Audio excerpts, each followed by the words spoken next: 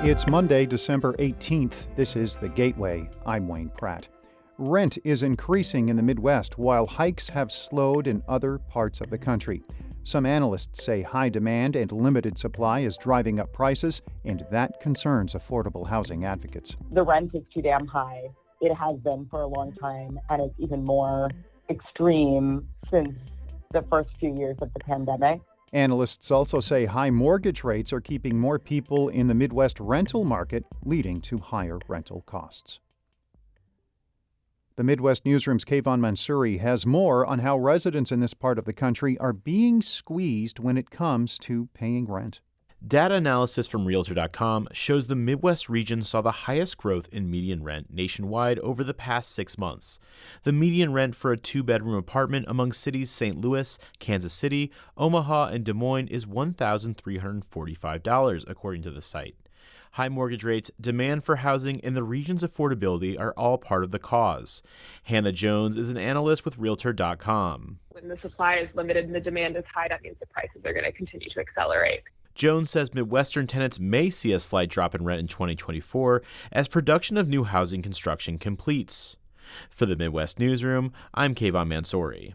U.S. Steel is being sold to an overseas company in a roughly $15 billion deal. Japan's Nippon Steel is acquiring the Pennsylvania-based steelmaker, which recently announced the indefinite idling of primary operations at Granite City Works in the Metro East. That move has led to the layoff of hundreds of workers. U.S. Steel says its headquarters will remain in the U.S. and all agreements with the union will be honored. The company said earlier this year that it was considering a sale. It rejected a $7 billion offer from Ohio-based Cleveland Cliffs. As unionized workers in Granite City wait for word on what this sale will mean for them, there are signs that labor unions are gaining momentum, especially in Missouri. The Cornell University Labor Action Tracker shows there were 15 strikes or protests in the state in 2021, compared to 32 so far this year. Union membership in Missouri is up slightly to about 10% of the employed population. Michael Duff is a former Teamster who now teaches law at St. Louis University. My interpretation of what's going on is that sense of precarity is being pushed up the socioeconomic ladder. So all of a sudden, people who never thought they would be in that situation are in that situation. The national union membership rate is also about 10% of the workforce. That's about half of the membership levels of the 1980s. One of those unionized job actions in Missouri this year was a one-day strike by St. Louis University hospital nurses in September.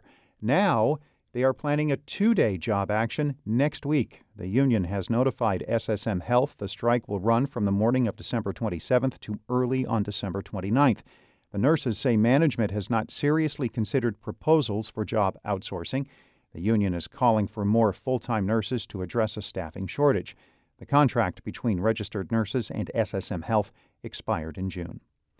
Gas prices continue to drop as the height of the holiday travel season approaches. Gas Buddy says St. Louis area prices have fallen more than 6.5 cents in the past week and now average around $2.85 a gallon. That's about 24 cents cheaper than last month. Prices in the Metro East run from $3.19 a gallon to $3.29. They are hovering around $2.90 throughout the Rolla area and range from roughly $2.60 to around $2.90 in Quincy. Scientists say 2023 is likely to be the warmest year ever recorded, but that might not be the case locally. St. Louis Public Radio's Kate Grumke explains. Missouri was hot in 2023, but it wasn't the hottest year the state has ever recorded. Instead, the year through November was the 8th hottest in more than 100 years. Missouri's state climatologist Zach Leeser says we can see climate change in these numbers. Many of our warm records are really in the past 30 years, so definitely this is a continuation of that trend, seeing another warm year on recent record. Leeser says 2023 was also defined by intense drought in Missouri. Illinois has also seen one of its hottest years. Statewide, the year through November was the 7th hottest on record. I'm Kate Grumke, St. Louis Public Radio. Missouri might pull the licenses of 11 social equity cannabis businesses. Regulators say the 9 dispensaries and 2 wholesale operations did not meet eligibility requirements. The The state says the problems include a failure to prove a facility would be run by eligible individuals. Missouri awarded 48 licenses for marijuana microbusinesses in October.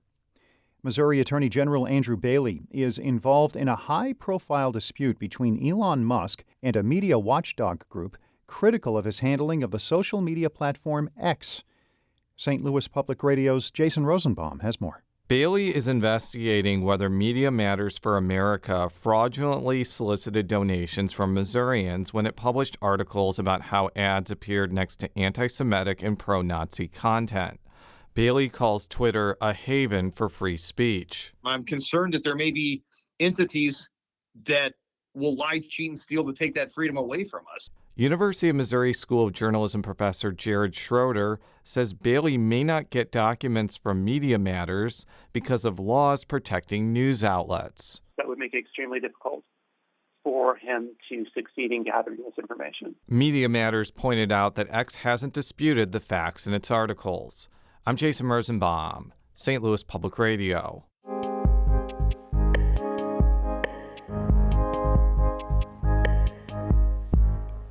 Some items we are following in the St. Louis Public Radio newsroom. We are following up on today's announcement that U.S. steel is being sold to Japan's Nippon Steel for roughly $15 billion.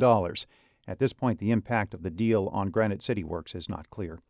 St. Louis Mayor Tashara Jones will sign the senior property tax freeze bill today. The city says the measure gives financial relief to seniors dealing with rising costs. And on St. Louis on the Air, we will honor some of the people who lived and worked in the region who died this year.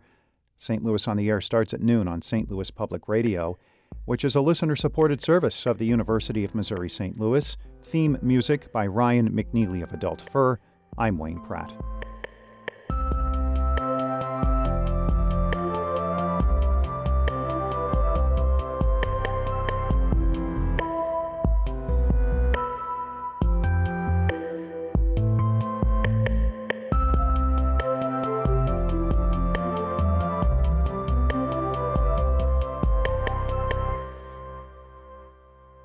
Support comes from the Missouri Forest Products Association. Missouri produces wood pallets, railroad ties, white oak barrels, hardwood floors, and more. Details on the variety of products made in the state are at choosewood.com.